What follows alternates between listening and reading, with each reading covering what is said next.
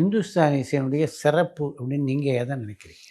Sir, அது வந்து ஒரு அற்புதமான மெடிடேஷனுக்கு ஈக்குவல். ஆ.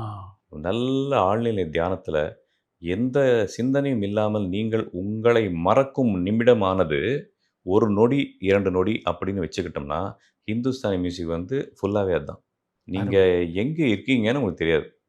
இப்ப வந்து சமீபமா நான் பெங்களூர்லருந்து சென்னை ட்ரெயின்ல வரும்போது, அந்த பாடல கேட்டு கண்ண மூடிட்டு கண்ண தொறக்கும்போது பார்த்தீங்கன்னா, 3 மணி நேரம் இருக்கு.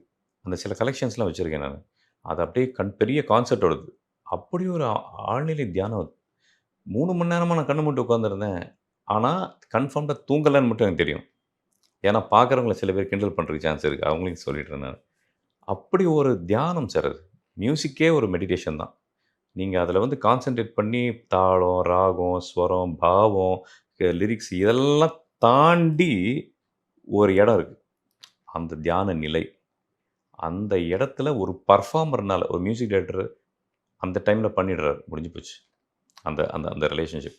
ஆனா ஒரு பெர்ஃபார்மர் இருக்கார் இல்லையா? ஒரு ஃப்ளூட்டோ, சிங்கரோ அத உள்ள இன்வால்வ் ஆயி பாட, பாட, பாட அவங்க தியானத்துக்கும் மேலையான ஒரு சில அனுபவம். அதனால தான் நெறைய நல்ல மியூசிஷியன்ஸ்க்கு இன்ட்யூஷன் நெறைய தெரியும். இருக்கும். அவன் அத பெருசா காமிச்சுக்க மாட்டாங்களே ஒழிய, நெறைய இன்ட்யூஷன் அவங்களுக்குள்ள சில விஷயங்கள் தெரியும். ஃபர்ஸ்ட்டே தெரியும். பிரெடிக்ஷன்ஸ் இதெல்லாம். அதனால இந்த வைத்தியம், தியானம், யோகம், சங்கீதம், பக்தி இதெல்லாமே கிட்டத்தட்ட எல்லாம் பக்கத்துல, பக்கத்துல, பக்கத்துல தான் எல்லாமே. மொத்தத்துல ஒரு ஆன்மீக ஏரியா அதுன்னு சொல்லலாம்.